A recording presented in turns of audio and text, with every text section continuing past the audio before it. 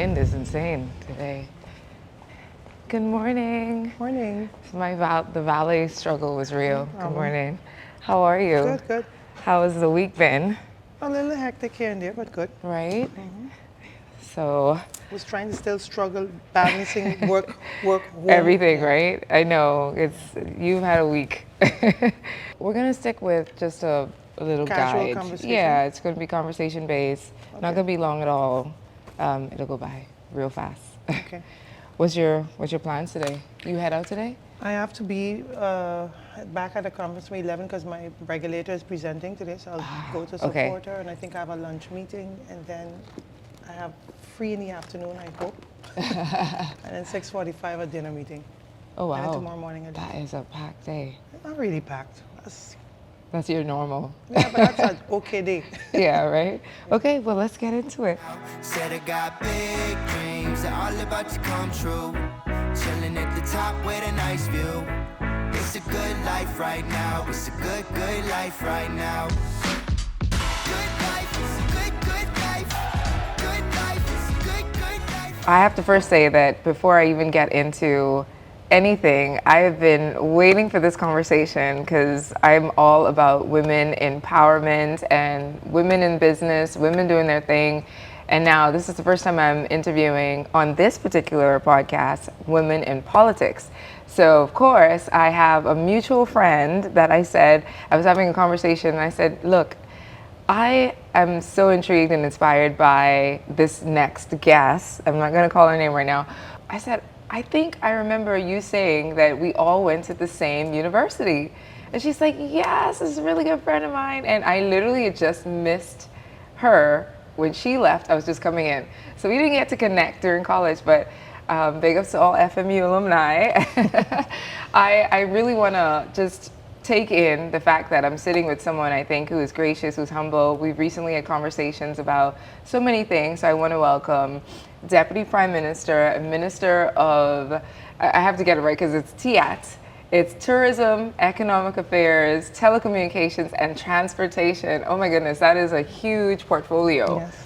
It is a huge portfolio. Welcome to the show. Welcome to the show. Thank you. Thanks for having me. Of course, of course. I want to get straight into it. We're going to be all over the place in this conversation. We're going to be talking about family. We're going to be talking about balancing work life. I know a few times you and I have been chatting, and your schedule is non-stop. How do you manage to make it work? Like how is work-life balance between such a strong portfolio, being a mom, being a wife, being so community-minded? Like how is that work-life balance for you? It's called God. Honestly, faith. I don't know. Right? When you can't explain it, I always put it in God's hands. I sometimes I sit back and I say, but how did I do that? Yeah. I guess it's Him. It's Him. You know? It's Him. And good scheduling. Yes. That's Him that'll help you put it all together. Yes. I know we're talking back and forth trying to figure out like how can we make this work, how we can manage it. And I know your schedule is like literally from morning to evening, and you're balancing being a mom. Yes. And I know I was talking to the vice president of Flow just the other day, and he was saying, like literally offline, thank God for my wife. Even though we're both very professional minded, super busy, he's like, I as a husband, I don't know how you guys do it as women. So, I mean, I think people underestimate the fact that with this role that you have, being Deputy Prime Minister, Minister of TEAT, like being able to still show up as a mom and a wife. I don't think people understand, you know, what it takes for you to create that balance. Let's talk about that. That was actually my initial drive before getting into politics. I spoke deeply with my Lord and Savior, and I asked Him, I said, I don't want to lose myself. Yeah. I know I'm going to be climbing up a ladder, and one thing I understand is when you climb up that ladder, it's going to come a time that you're going to climb back down. Yes. So you got to remain humble, remain with the people, and don't lose yourself. I don't want to lose myself as a mother. I don't want to lose myself as a wife. I need that balancing act, you know? So and I don't want to get over myself, that was just one of my conditions, because I prayed about going into politics, and when I was at peace, I said, but there's one condition. I know I'm not supposed to have any conditions, but you know, I don't want to lose who I am. Yeah, and I can honestly say from the interactions that you and I have had, I mean, she's so pleasant. She's gracious. She's humble. I have met some people in politics and they are not inviting. They are not down to earth. But the minute you and I spoke, I was like, she seems so humble and seems so grounded. And that is refreshing, especially in politics. Because like you said, that was one of your conditions, like to not lose yourself. And I think this is a world, because it is so intense.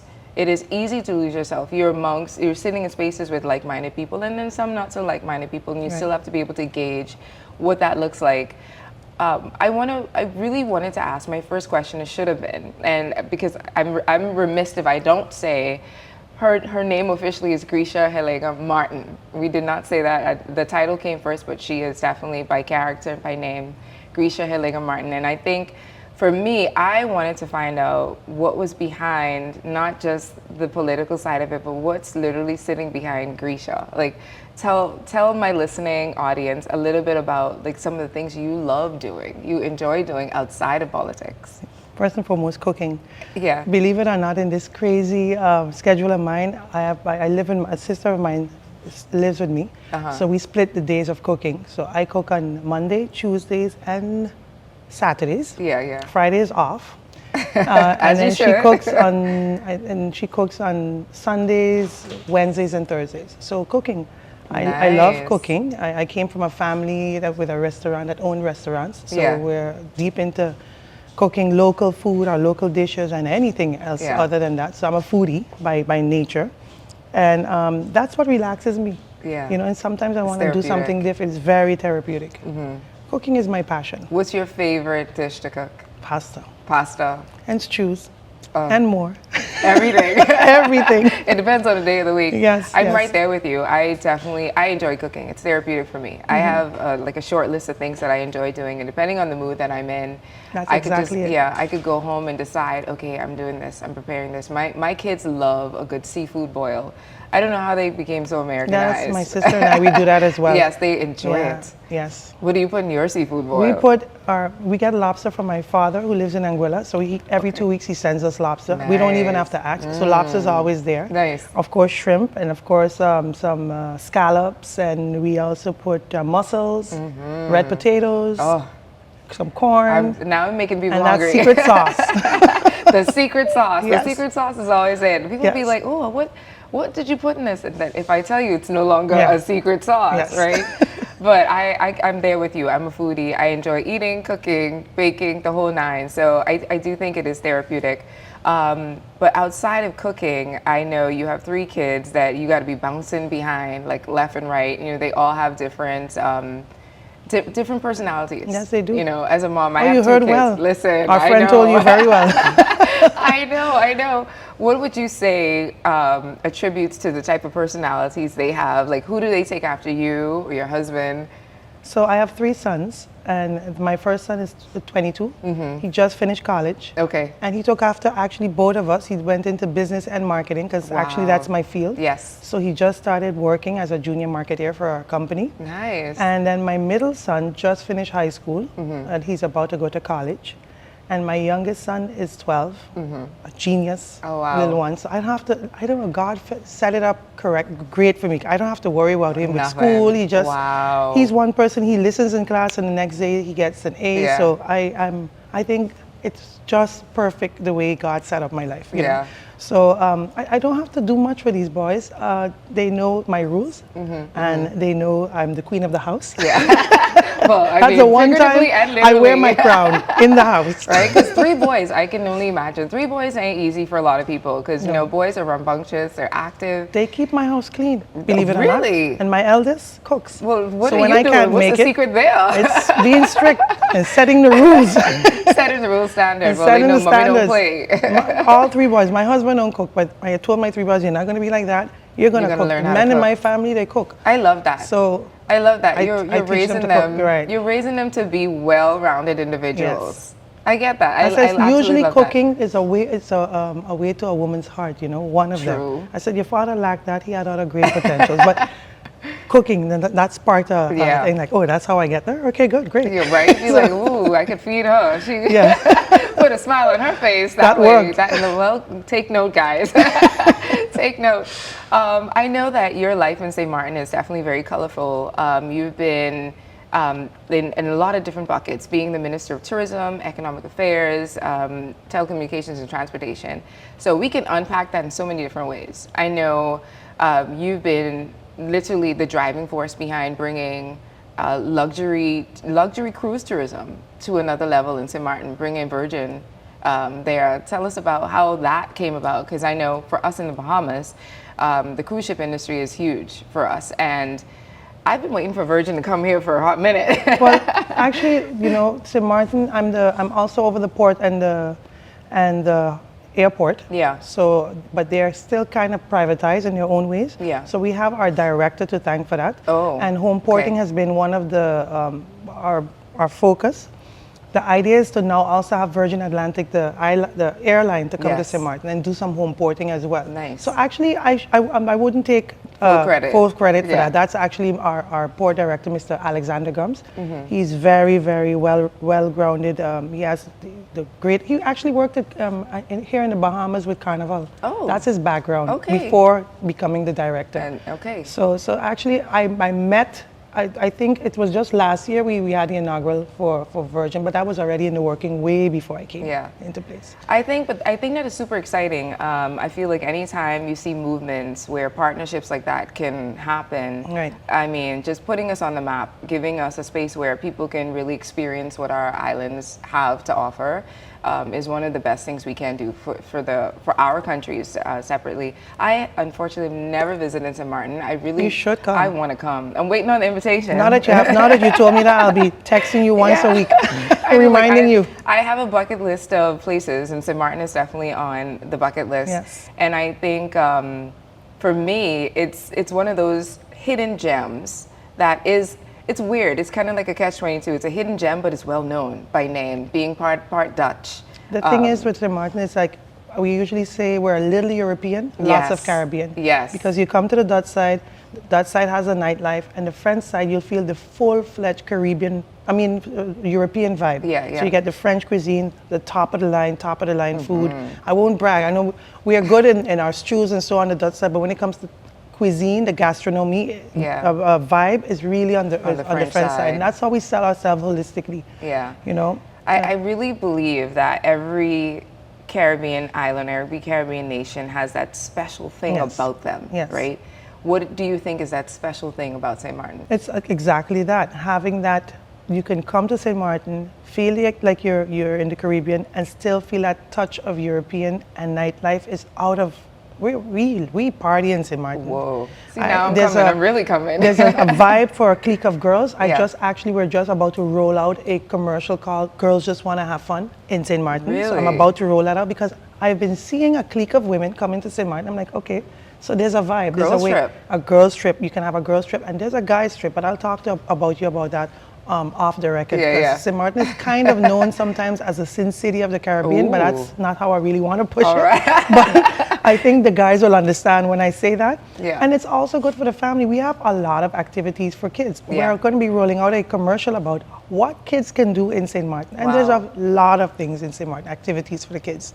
I like that. I Yes. think that is so important to be able to showcase what your island can actually offer. Because sometimes I feel like what happens I've worked in hospitality marketing for the bulk of my career before segueing into that area, and I've been in spaces where I've seen people push just one agenda for tourism. Like we all have sun, sand, and sea, right? We all have that. If we're all surrounded by bodies of water, some of us are fortunate enough to have ecotourism on the next level where there's lush greenery, and then some of us are fortunate enough to be able to have that luxury experience we could provide. So there's always something for someone. But with St. Maarten, the way you're bringing it is, though, there's literally something for everyone. But the thing is, the other way that we promote St. Maarten is that we're known as a destination hub. So you can come to St. Maarten, spend a couple of days, take a boat ride 30 minutes to Anguilla, spend a day there, Wow. then take another boat ride over to St. Bart's, spend a couple of days there. You don't want to spend too long there because St. Bart's is very It's expensive. expensive. And so is Yes. Anguilla, but Yeah. at least you've been there and say Yeah. that I've been to Anguilla, I've been to St. Bart's. And if you like hiking, you Yeah. can take a trip over to Saba and climb that beautiful tall hill of Savour. It's Wow. beautiful. So you can diversify and do so much around St. Martin. Because we're a destination hub. We're also known as a destination hub for yachts. The Yeah. yachting industry accounts for at least 17% of our GDP. But they use us for provisioning. They come here, they come to St. Martin. I'm doing like I'm home already. They come to St. Martin and they do all the provisioning, and they Yeah. go to St. Martin, they come back and then they stay in St. Martin, and they go to the Grand Cars on the front side, have dinner there. I mean, there's so much to do. I sit with some tourists at the end of the weekend, it's like, what did you do? Where did you go? Yeah. They said, I went here, there, there. I said, but did you go here? Did you go there? Did you go here? You didn't check this out. You Yeah. didn't check that out. I said, we might be just 17 square miles, 16 square miles, which is the Dutch side, but there's so much to do, or 37, with 36 square miles, which is the entire island, and you still haven't even touched on the type of Wow. activities we have on the island. And we're also known as a melting pot. So years ago in the 1950s, because our first industry was the salt industry. So when our colonizers didn't came know and that. completely took all the salt from our island, 'cause Yeah. that's how we're called the land of Swaliga, land of salt. Our people had to leave to find work. And then about in the mid-50s, Claude Watty, which is one of our founding fathers, brought our first cruise ship in. And he brought tourism to St. Martin. And then when he looked around, there was no one there so we actually opened our borders and say, hey, we have work, and we Wow. have people, and we need people. So from that, we became a melting pot. And that's why we were known as a friendly island, because we opened ourselves to that. Yeah. 16 square miles. The Dutch side has about 120 nationalities registered. What? Wow. There's over 200 and something nationalities in the world, and we are close to more than half of that are situated in St. Martin. So many people. How did know it of- become such a central hub? Because of we have human capacity issues from then. We still kind of have it now. Yeah. And I must say, in the last couple of decades, we've neglected our education system, which the buck stops here with this administration that's here, because Yeah. that's where we're going to be fueling and really supporting our people, because the high positions it's hard for us to get it. Some of our students leave and they don't return. Yeah. And then You that's have where that the same issue, issue here. yeah. So No, I status- definitely understand like how important it is to be able to bridge that gap and create, some sort of cohesive unity with especially with all of the different Yeah. nations that you have. I know that you've been extremely passionate about the equality, especially from the Kingdom of the Netherlands, and I read an article where you spoke about the importance, especially during International Women's Week, and you talked about the importance of equality and being able to bridge that gap, especially for coming from, like you said, there is a Dutch side for those that don't know, and there's a French side, but on the Dutch side, being so connected to the Kingdom of the Netherlands. Talk us through why do you think there is a need for more, to create a bigger balance or to shrink the divide that's there? Well, equality for me is twofold. Prior to becoming a minister, I'm only in this position a year now. Yeah. We just made a year in May. But prior to that, I was a member of parliament for 4 years. And during my tenure, I was also president of parliament in that 4 years.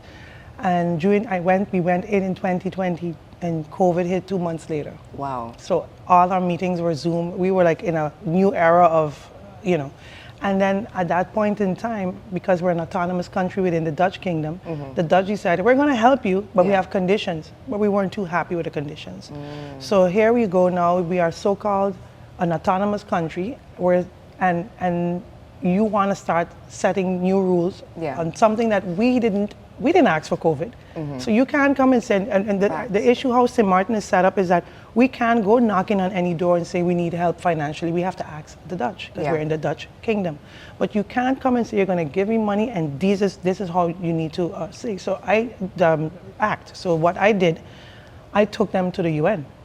First time ever in history, I went over to the UN and I petitioned the UN two committees, and literally started to say that you want to recolonize us. So and I started promoting equality in the kingdom. But during that time, I was also having issues within my own party, and that's the where UPP. the UP party. Yeah. Yes. And you know, the leader that it was actually my husband's party. Okay. So the leader that he chose, I had my reservations in the beginning about him. And of course, you know, women, we're always right. Yeah. You can say it louder for the man in the back. I said it softly, because they can read my lips. I'm surrounded by men, Yeah. and they're deciding, and I told my husband, listen, I'm gonna leave. Yeah. You don't wanna handle this? I'm not staying in this. Yeah. So I decided at that point in time, I started this woman power empowerment movement, stepped out of it, went into my husband's grandfather's party. Wow. Got back in there because that party only had a seat. And then we when we went back to that party, left the guys, I'm like, it's just a party. I'm going back to my roots. That's where we came from, you know? And that party went from 1 seat to 3 seats. And woman leader, and we proved them right. The lady that's my leader right now, Mrs. Sarah Westcott Williams, she was our first prime minister when we became country Sint Maarten. Wow. So yeah, she had my back when I was going through my drama with them, and she took me in, and here we are. Now she's again the president of parliament, and I'm now the minister of our party. Wow. So it's like a twofold fight: women empowerment, Listen. equality. But I love that. I think it's a very bold move, right? And you showed exactly that you were up for the job, like you were up for the task, and part of it, you being passionate about it. Women in politics, I think, especially in the Caribbean, is not that big as it should be. But I think there is an emergence and a resurgence of some sort in some Caribbean countries, with Trinidad having their female prime minister, and then you have Barbados having, you know, similar movements, and now deputy prime minister, and then your leader in parliament, president of parliament. Yeah. How do you think? How important do you think it is for women to hold spaces in these leadership and dominant roles? Given what's going on in Sint Maarten, sometimes we're the most mature ones, honestly, from that standpoint. That's the only way. We're the most mature. And yet they say we're very emotional. Yes, right? But we're we're grounded, we get it together, we do our homework. It's like the good girls in school. Yeah. You know, the bad boys in class. That's the kind of vibe I have at home. I could only speak for home. I don't know about the rest, and I can't. I don't want to stereotype, but that's how we're usually more prepared. Yeah. You know? Yeah. Where do you see women in politics in Sint Maarten in the future? What do you put into the community, and specifically from a female standpoint, a gender specific standpoint? How are women viewing you and the president of parliament? How are they viewing you in the role? Because I know, I'm asking this question because sometimes people look and they do stereotype women in leadership. They feel as though women in leadership are not relatable, they're hard, they're cold, there are so many different things. And obviously, looking at the way your life is, you're a wife, you're a mom, you cook, you're passionate about things, but you still know how to throw the gauntlet down and create strategies and plans that are progressive to move the country. How do you feel like young women in Sint Maarten view women leaders, and where that's going to go in a few years? So in addition to being called Swaliga, land of salt, we're also known as land of many women, Walichi. Really? Yes. So right now, all the men are signing up for this trip. We have more women in Sint Maarten than men. Just like 10%, more. But most of I know my voters, they're all women. Yeah. Women support women. Yeah. And look up to us. I mean, do they really though? Do you honestly feel as though women support women? Most of the time, yes. And Sint Maarten, yes. Why I'm going to ask that question, because again, one of the reasons why I have these conversations is because I know similarly, us as Caribbean nations, we have some of the same issues and concerns, but then in other instances, it's full opposite. I hear that. Yes. But well, given my experience, then my support was always around. The women around me supported me. So you'll have one or two, but nothing to... Yeah, you know? Nothing to create a scene. Nothing to create a scene about. But in Sint Maarten, like I said, we're a friendly island, so we support each other. So women are typically the ones that are making the decisions. They're kind of the ones setting the tone, setting the pace. Our last prime minister was also, we had two female prime ministers. The rest were all men, which was my leader in the beginning. And then we also, the last term, had a female prime minister. We had 1, 2, 3... maybe 4 president of parliament. Wow, that are So, women. yeah. So you guys are extremely Yes, we are. progressive. Yes, we You're are. setting the tone, you're setting the pace. In the Bahamas, believe it or not, we've never had a female prime minister. Oh, wow. And I do think, I'm hopeful that it happens in my lifetime, because there are some very intelligent women, progressive women.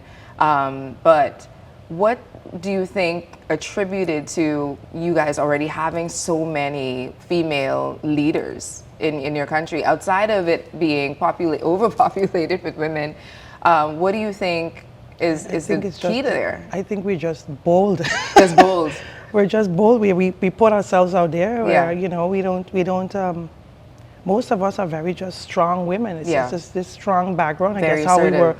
how we were raised, and you know, I think it's just the women raising the women, and I just believe it's that. I don't really understand. I can't really tell you how it is, but I know there's a lot of strong women in our Sint community, Maarten. just in general. Just culturally, I it's grew innate. up around that. Yeah. You know. What made you decide to get into politics? Like, what was the driving force behind it? Because I know your background is marketing. You do have a degree in international business, but definitely marketing focused. So I wouldn't think that someone, I mean, I know that a marketer has the capabilities and the qualities for sure, but that wouldn't be like the direction you're going in when you're automatically saying, I'm going to get a marketing degree and then I'm going to move into politics. They kind of don't align. They're kind of parallel. So what was your driving force for deciding to make the move? So every time someone asks me this question, I ask them if they have time, because it's a long. You want to cut this because it's a long story. But long story short, and maybe after this I could tell you the entire story after. But I have been the wife of a politician. I met him in '93, and he got into politics in '95, and his grandfather was that founding father that we spoke Really? about. Yes. Oh, so you married into politics? I married for into. starters. Well, I did not. That's the. In '93, we didn't expect him to go into politics, but I didn't know he had that drive. And in '95, he went in, and I was still in school. I met him when I was still in high school. Wow. And then I think when we finished, when I got through with FMU, he had like 3 years already in politics then. Wow. And then I went and I got my master's. So I really wasn't working. I Yeah. was just, you know, It wasn't your he was still focus. part of his father's party, grandfather's party. And then in 1999, he wanted to be leader of his grandfather's party, but the leadership was not ready to give up the role, but he was ready to do it. Yeah. So he decided he's going to start his own party. But when he got in, he kind of pulled all the votes from the party, his grandfather's party, but still went into government with his grandfather's party. Okay. So it's not that they were friction, but it's you're not ready? Okay, but I'm going to show you what I'm going to do. I'm going to pull away. And what happened? It crippled the party, Wow. but still he acknowledged the party and married with the party and forming its first government when we became country Sint Maarten in 10-10-10, which is the 10th of October 2010. Wow. So, and then years later, he got into some legal battles, and it got very dirty. Okay. And I got very angry, and I fought for him. Got it. And then years later, a few months later, government fell because I was putting so much strain on what was happening. And when government fell, everyone looked at me like, you fought for him, it's time for you to fight for the country. Wow. And I'm like, this was not in the planning. It was not, We never spoke about this. Hence why I told you, coming back, I had to pray about it. Yeah. I went into it, and it's 15 seats, and I was the 4th highest vote getter first time running. Oh my goodness. Yes, 15 seats That's- up for grabs, 100 and something people ran, and I still made it. 100 and something people. Yeah, And you got the 4th highest yes, amount of first votes. time running. That's amazing. Actually beat him in his first time running. He got 500 and something. I was telling him, it's 500 and something then, and I got 600 and something, so I beat you. But I could never beat his numbers. He today is still the highest vote getter in Sint Maarten. And experiencing everything that he went through, the negativity. Although he got, you know, opposition came after him. And of course you have people bad talking him, but he always wins. Yeah, yeah. So it's just a small group, and you need to have thick skin. And I'm thankful and grateful for that, because today, Yeah. when you talk about me, it slides off. Wow. I've created thick skin Yeah. because I'm his wife. I hear you talk about him. I feel it too. Yeah. But we don't react. Yeah. So the knee-jerk reaction, I think only a doctor can tap right? on this, and yeah, it's gone. it's gone. So it has built. I'm thankful and grateful for the experience, and it has grown. I'm grown into. I know now to, hey, I'm doing this. Oh, you have a problem with it? It's okay. You'll see what I mean. Yeah. And I just go Yeah. through the noise. And it's a testament to your resilience, Yes. obviously, because to have to fight through everything to support family, and then now putting the country essentially on your back. Like now they're saying, okay, now Tag, you're it. You got to step up and be the voice. Yeah, and it's I've never I thought I was gonna get there and just be there, but to go into becoming a member of parliament and becoming a president of parliament and then Yeah. becoming, I never wanted to become prime minister, but now at the highest level, prime minister, deputy prime minister, Prime Minister. and the biggest job there is, which is our tourism, which is our Yes, backbone. that is a huge I think portfolio. God is good. Yeah, it's a huge undertaking, and I don't think people understand the intensity of your portfolio. Like we have here in the Bahamas, the Ministry of Tourism, Aviation and Investments, right? MOTIA. And that's one. And that's one. But you have broken clusters of 4 very different, although they're aligned in capacity in some way, 4 very different expectations for each one of those. With the Ministry of Tourism, that mandate is for you to make your country visible to everyone else, but not just in theory, bring them here. And then you also have economic affairs, where you basically have to be on the ground and you have the pulse of the economy. You have to understand exactly how the economy is ticking and what your own citizens expect, and be Yes. able to tap into that and executing that. And then you have telecommunications, and we're sitting in the space of digital transformation right now, and we know how heavy And digital colonization, Yeah, actually, because that's the word of the day this week. digital colonization. Yes. Let's unpack that a little bit. How do you envision the transformation of the digital world in Sint Maarten right now? Because I'm not that familiar with where you are from an internet or connectivity standpoint. Just talk me and walk me through what Sint Maarten's dealing with. Sint Maarten just yesterday signed. So Sint Maarten owns its own airport, owner of the airport, owner of the harbor, owner of the utility company, owner of our telecom company. So Telem is our carrier, national carrier. And Telem yesterday, during Kanto, signed an MOU with Huawei. We are about to transition That's into big. 5G by Q4 of 2025. Welcome to the 5G world. Yes. Welcome. It's fabulous up here. Yes. So we've come a long way. And another thing that I didn't say earlier, my background is also telecommunication, because when I finished, I think my bachelor's with our school. At our school. I became the marketing and sales manager of the then international leg of there were 4 companies, so Smithcoms, Telnet, Telcel, and Telem, which was a landline, internet, and mobile and international. So when we merged 9 years later, I decided I didn't want to be part of it, and I started my own company. And then about 4 years later, I went back to Telem, but as a consultant in the position of marketing and sales. So I have a telecom background in marketing and sales for more than 10 years with the company. So it's kind of like, but I'm right now the regulator. I'm not actually over Telem, but I'm the regulator, but I'm still supportive of You're still in the mix of it all. Yes. It's so interesting that I feel like we have so many things in common, except the one thing we probably won't. I will never get in politics. I said that a few years ago. Be careful. I know. I've had people ask, but I just don't know if that's like you say you had to pray about it. Yeah, but I mean, I said exactly this. I'll never get into politics, but because let's be real about it. Politics is not for the weak. No, it's not. It's not to say that I am, but Okay, it's so literally. there you go. So there you have. I mean, but you just talked about the thick skin. Yeah. And I know we are on the precipice of our elections, and one of the biggest concerns that people have is the fact that more women aren't coming into the fold. So that's another reason why I was happy to have this conversation, because I believe that someone like you does create, that almost prototype experience or the blueprint where people can say, wait, she does not have a degree in political science or a law. To me, even those with degrees in political science still don't understand politics. Politics is, you need to be social, you need to understand the people, you need to be with the people. I mean, that's something that has to come natural. Yeah. It's not about learning politics. I don't think you learn politics. I didn't learn politics. It came natural. And you need to have a business mind to run your country. That part. And you ran your own business. Yeah. You sat in the telecommunications space. You're a marketer, so you know exactly how to market the country as well as yourself building a brand. You've literally, well, you being a mom, you're raising 3 kids, that alone so you can get the job done, right?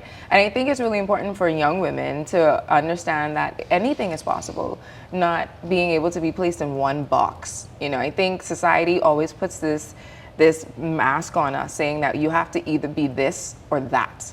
And listening to you, like, it excites me when I hear that women sit in multiple spaces, being multifaceted, and own it. Like, you've gone all the way up to Deputy Prime Minister. That is an achievement only people can dream of, you know, and to see that it is happening all around the Caribbean. You have women sitting in these spaces, and again, politics is not easy. It's a very hard game. It's a dirty game, especially during the time of elections. You know, gloves come off, and people find ways to just eat at your character and bring you down, or find that weak spot, whether it's a family member or a situation that happened in the past. They go for the jugular. There's just no reason or rhyme why it is the way it is. It just is. But on the flip side of that, the beauty of that is seeing how when you come up on top, the resilience that comes with that, showing that as a woman in politics, and I say woman first because not a lot of women sit in this space, and I really wish that we had more opportunity to sit in spaces where we can command and demand stronger voices. See, you're saying it yourself, so maybe you should consider it. Well, I'm that person that will help other women. You'll be that support system. Yes, in that moment. I mean, because I do think that is necessary as well. You gotta know your lane. And in this moment, my lane is wherever I can support, I'll help in the background.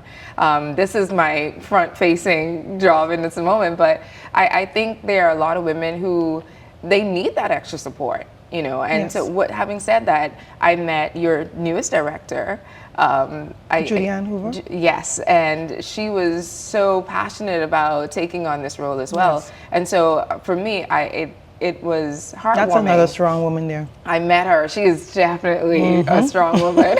She is best with the role, I feel. Yes. And I do think that it's good to hear that when we were talking, you introduced me to her. It just was heartwarming to see that women really do support women in these spaces, leadership roles. And it's not like, and I don't mean to stereotype or make it so gender-based, but it's a reality that we're constantly fighting this space of equity, not even necessarily equality, but equity.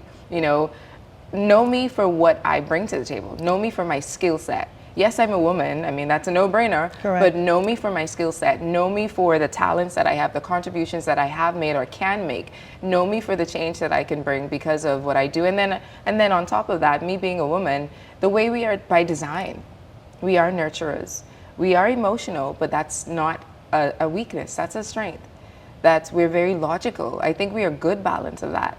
And little birdie told me she's a Leo. Yes. In a few weeks, I'll be at the cusp of becoming 50. Oh, congratulations. Yeah. That's a milestone. Yeah. But I know quite a few Leos. Y'all ain't easy either. No, we not. I know that. So but sitting in spaces, sitting in spaces, you know exactly how to own it. You know how to own it as a Leo. I'm a Libra, so I know that balance, that Leo and that Libra balance. Yes. Like, y'all don't want to mess with us on a good day or a bad day. No. We will come prepared.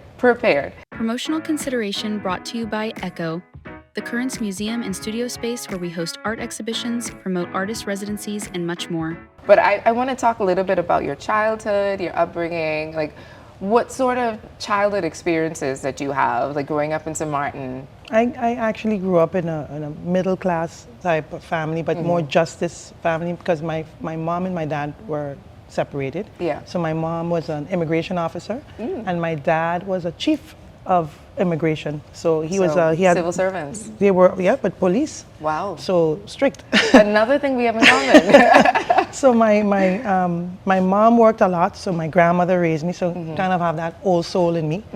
And she had a restaurant. So she wasn't like the type of grandmother that would sit around. She ran her business. Yeah. And by the time I was 12, 13, my uncle opened a restaurant. They had me working with them, and I started to work. And working became natural. It's just part of, weekends. Weekends, you had to clean your room. Yep. No one had to tell me twice. And I got into not only working, I got into modeling, I got into dancing. And then after, when I said I was going to go for my bachelor's, I said, okay, time to be serious. This is it. Yeah. And they didn't have, my grandparents didn't have, it's like they just groomed me, and I'm like, I want to do this, and like, you do that. It just came natural.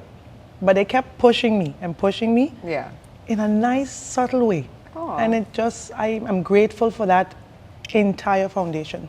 Is that culturally the way families are raised in St. Martin? Like just nurturing and soft and humble? So my grandparents, so I can only speak on my mother's side, because I hardly know my father's side. So my grandmother is from a country called Bonaire, which is part of the Dutch kingdom. Yes, and my another one on my bucket list. Yeah, you should go. And my grandfather's from Curacao. My mother was also born in Curacao. So he met her in Bonaire, brought her to Curacao, they got married, they had kids, and then they moved to St. Martin, transferred to St. Martin. But his house became like St. Martin, a destination hub. So everyone that came, a melting pot. came, stayed at his house, built a life, and came out. He's like a nesting space. And we were always gathering. We were always about food every Sunday, cook big meals, because that's what I still do to this day. On Sunday, we go big. We go to church, we cook big, we sit on the seat. We don't sit at the table together. We don't have time on weekdays, but one day we do it is Sunday. And that's that part with family, it was so important for me. You know, I saw that with my mother and my father not being together, but my grandparents was that partnership. Yeah. When I said I'm gonna have kids, but it's gonna be with one person, and it's gonna be, I already set, this is the life I want. Yeah, they were the blueprints. They were my blueprints. Yeah. What was it like? Because you don't strike me as anyone who probably got in trouble growing up. My grandfather hit me once, and it was the end of my life. That was it. He spoiled me, but but my grandmother was strict. Yeah. I was a little. What was punishment like? What was punishment like? Belt once in a while. Belt, right? Yeah. Yeah, so I always ask. Not going out this weekend. That hurt. Listen, well, sometimes they would say that's the worst punishment, right? Yes. When they take something from you. I remember growing up, I'd be like, can you just beat me? I don't want you to, I want to be able to go out. Like, can you just give it to me? You're not going by so-and-so today. Exactly. Yeah. I'd be like, no, but I planned it for weeks. Like, let me get the belt. Because growing up Bahamian, you know, they had a saying, spare the rod, spoil the child. So, of course, discipline came in many different forms. It's kind of in the Bible, proverb somewhere. Part, right? Okay, well, they didn't mince on that. They read that book. Be on a shirt. That should be on a shirt. Because I remember growing up, we would always have certain rules. You know, be inside before the street lights turn on. That's how that was one as well. I was a biker, so I was like, so usually I would like come a little late. Yeah. And that's where I would get punishment. But I was a biker. I was always on the road. Really? Yeah. Really? I still have my bruises from being biking. a tomboy biking. Goodness. I was the only girl around boys. Yeah. Similar. Same. Yeah. Same. I grew up sandwiched between two boys. My mom had 3 kids, and I'm sandwiched between 2 boys. And I always wanted to do what my brothers did. And my mom would be like, yeah, which part of you're a girl don't you understand? I'd be like, well, which part of I'm free did you understand? Until she was like, okay, that's enough. That's enough. We're gonna have to take you to the left and put you in the lace gowns and the gloves and all that stuff. And then voila, look at me now. Yeah. Far from tomboyish. But growing up in St. Martin, I know family is everything. And like you say, Sundays would be that moment where you guys come together and you have that one, like literally just family-oriented experience. Family time. What would be some of the food at the table on that Sunday? Oh, we go big, and it's not healthy. It's usually baked chicken, rice and peas, or scalloped potatoes, macaroni pie. Sometimes we do barbecue. Sometimes we do lasagna with all the fixings, salads. It's like it's whatever the main course is. You need to have 4 or 5 sides. Ooh. Oh, 4 or 5 sides. Sides. Oh yeah, that's definitely. And if we're really tired, Yeah. we'll hit a little Asian and do some dim sum on Sundays. What? Yeah. Y'all be really throwing We down. go big. We go big on Sundays, yes. I know for us, in the Bahamas, on Sundays, it ain't a Sunday dinner unless you have, we call it two meat. You gotta have two meats. Two meats? Oh, at least wow. two. No, we do yeah. one. Yeah, but y'all do the flip side. Y'all We do do more sides, starch. multiple sides. Multiple sides. Wow, that's interesting. Yeah. What would be your favorite dish in St. Martin? In St. Martin? Oh Yeah. my God, that's hard. There's a lot. I mean, I like my stews, like a stew chicken, and I'm a stew chicken and rice girl. Yeah. I'm hungry during the week. I'm like, I ask my staff, I just eat some stew chicken, rice, some scalloped potato or potato salad, and I'm happy. That's really a lot. Simple. Y'all really go in with Yeah, the we starch. go hard on the starch. Wow. We go, that's our Now, staple. mind you, in the Bahamas, I could say we go a little hard on the starch as well, but Rice not and- like that. Rice and potato, rice and pasta. Now, I heard you say And earlier. plantain, fried plantain. Everybody gotta have plantain. Yes. Everybody gotta have plantain. It ain't really a meal, a Yes. Caribbean meal, if you don't have plantain. And that goes for Dominican Republic, Cuba, Bahamas, St. Martin, everywhere. That, I think plantain is like the universal Yes. fried side dish, Yes. right? We gotta have that. I heard you say earlier rice and peas. I literally just had an argument with Stephen Price, the VP of Flow Jamaica, about it being peas and rice. In the Bahamas, we say peas and rice. We say rice and peas. Rice and peas. Yeah, it's the same thing. It's just the same two Yeah. words flipped. He's like, oh no, it's rice and peas. It's more rice than it's peas. And I'm like, It's no. more rice than it's peas, actually. I said, but it's He's but right. It's peas, but I told him, I was like, but it's peas sitting in the rice. That's why it's peas and rice. We call it rice and peas. So it's going to St. be a Maarten. universal debate, no Yeah. matter where you go. But now the Bahamas, we're losing. It's 2-1 already. There, Jamaica's already said it's rice and peas. St. We Martin's say saying rice it's and rice peas. and peas. I think the Dominicans will say that too. I think we've lost this, but we're not going to stop saying peas and I've rice. heard peas and rice other places as well, but I'm like, yeah, peas and rice, Yeah. whatever. The same thing. There's two things together. I want that. This is going to be an endless debate. Yes. I could see it now. Everyone that's going to come on, I'm going to ask, what is You it? should ask that. And we're going to say peas and rice. I also hear you say macaroni pie. Yes. And what do you say? We just say macaroni.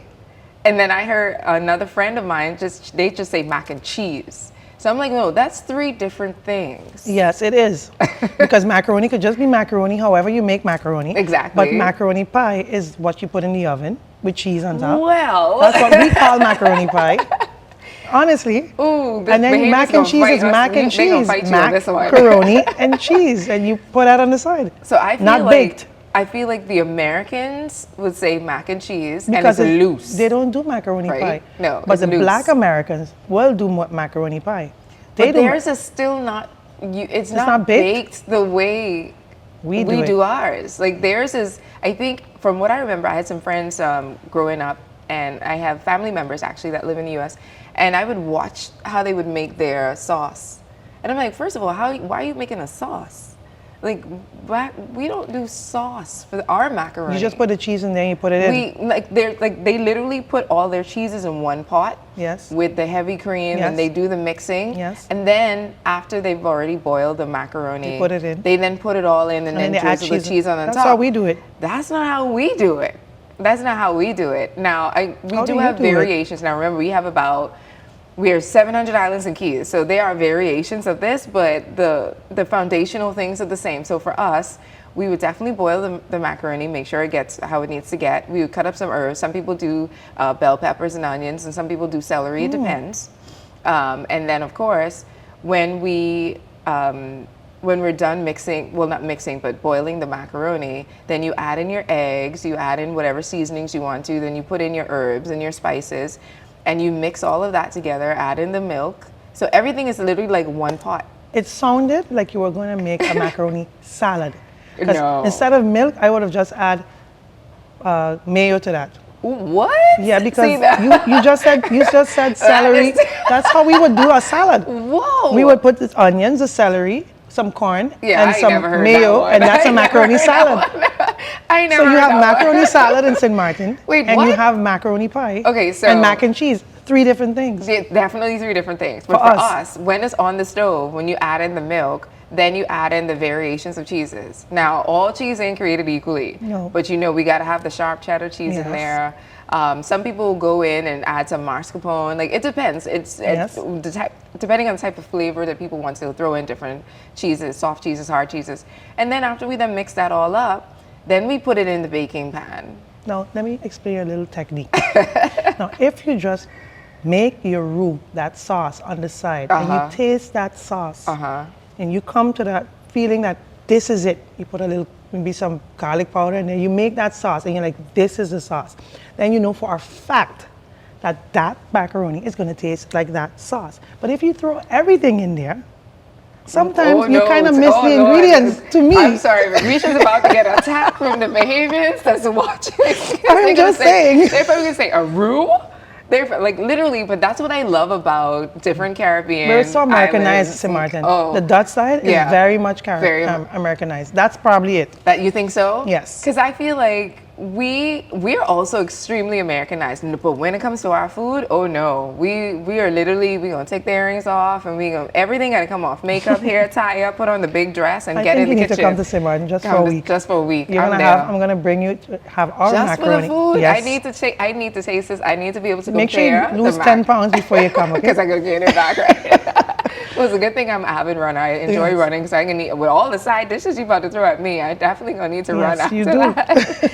No, but I think that is the joy. Like that's what I absolutely love about the differences in our Caribbean nations. We're all the same in terms of the culture of like how we embody being true to where we're from. Like island people, I always tell people I could always pick up an islander when I'm traveling. Yeah. I can go through the airport and be like, she's definitely from the islands, or she's from the islands. And I think that is so... Without speaking. Without speaking. Nice. You could look at each other. Now, I can't really get to the point where I can say she's from Sint Maarten.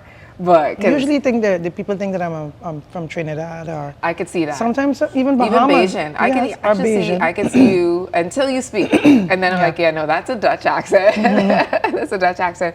But you definitely have one of those ambiguous faces where you could blend in different Caribbean I'm a confusion. islands. I'm half Anguillian, half Curacilian, born in St. Martin. So how many languages do you speak? Papiamento, English, of course, Spanish, Dutch, and a petit peu de français. Oh, Français. see?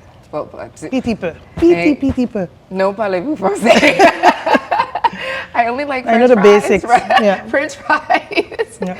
And no, I'm definitely not on the French-speaking side. I know a little bit of Spanish. Habla español un poquito, and I can entiendo.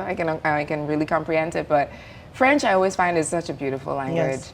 and I think I'm low-key jealous of the fact that you guys have two sides of the island where you get to experience so many different cultures, and still have that island life, smack dab in the middle of that. I think that is one of the things definitely at the top of the list that you guys have in St. Maarten.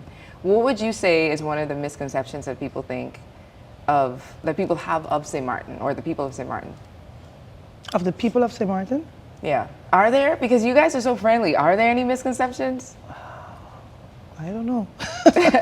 I know, so you could say sometimes our customer service, sometimes you get a little, but not much. But we're trying to change that. We're trying to make sure that by law, everyone takes a training. So we're working on, that's one thing I'm working on.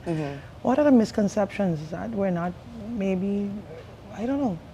I really There's don't not know. many. I don't remember of it. I haven't heard That's of any actually a good misconceptions. thing, Have you then. heard of any misconceptions? I have not heard of any misconceptions. I mean, of St. Maarten. anything negative about St. Maarten? Nothing that negative. I can say might be a only- misconception. And that's why I ask, because I'm like, every country or island nation that I've had an opportunity to engage with, They think everyone speaks Dutch.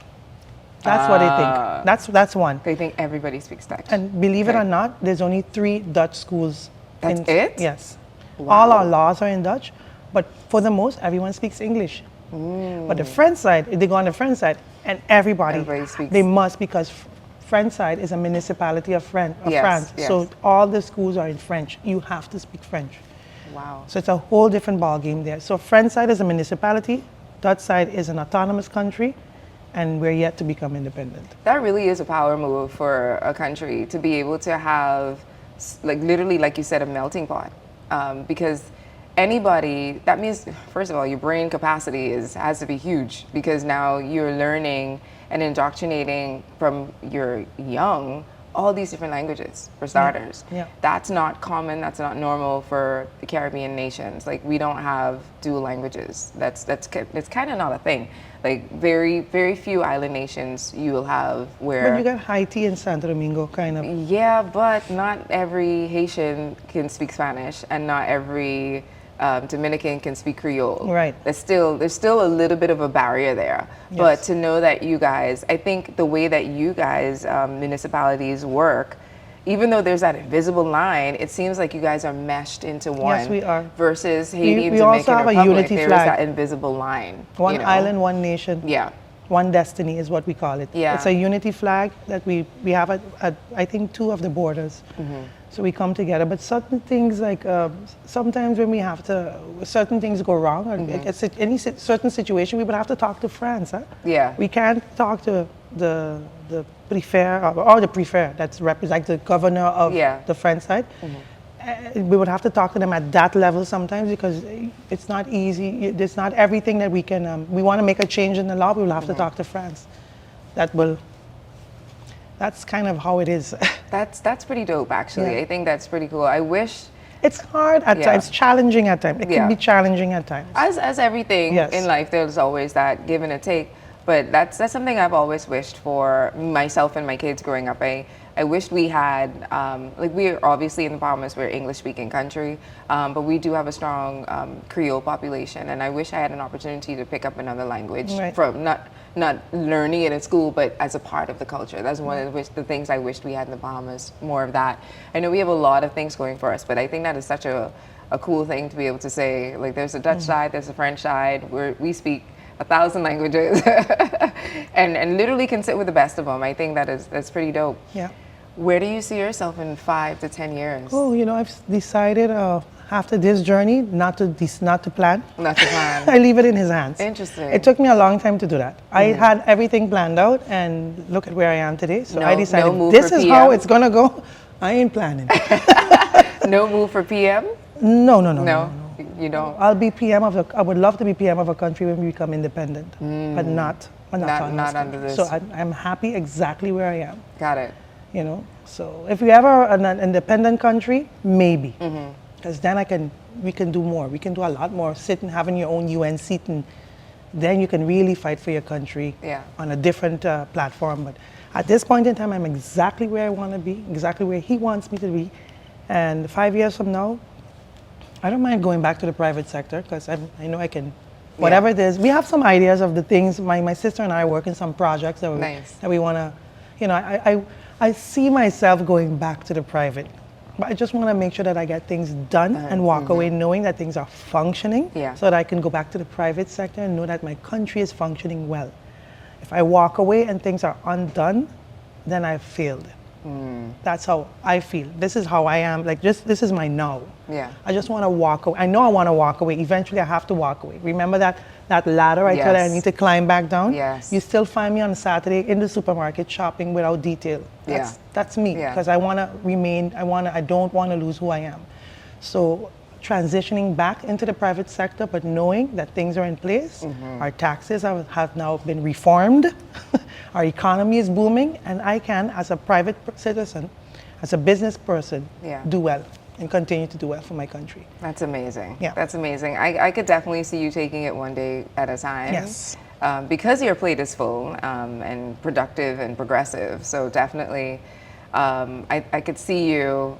I could see you sitting back into the private sector, going back into your own, on your own I thing. would be happy to do it. Yeah, right. But I need to make sure that I walk with my head up high. I look in the mirror and say, hey, I remember you. I'm still you. Yeah. And, that's it. That's all I want in the transition back. I think that's important for a lot of people who are going into politics to hear, because sometimes you get sucked up into the world so much so that you do forget, like you said, that ladder, what goes up does come back down, and sometimes the higher you go, the harder you can fall if you're not organic, and you're not intentional with who you are and for yourself. And I know because how the way politics is wired, people have a way of reminding you that you will be coming back down to sit with the rest of us and not have a detail. That has to do with your attitude. Yes. But if you're just normal with everyone else, you answer. Sometimes I'm the minister that answered. I actually answer for other ministers. Some people will come to me like, I can't get that minister. So I'll go and knock on the door. Wow. Because I'm accessible. But sometimes it can be overwhelming. Sometimes I need to take a breather. Because everybody's coming at you. It's too much, But that's the way you have to remain. You're here for the people. This is the people's money. Yes, that part, that part. If there was one thing you had to share with the people of Sint Maarten that may be tuning in, what would it be in this moment, in the space that you're sitting in? That I'll always remember that you're my boss.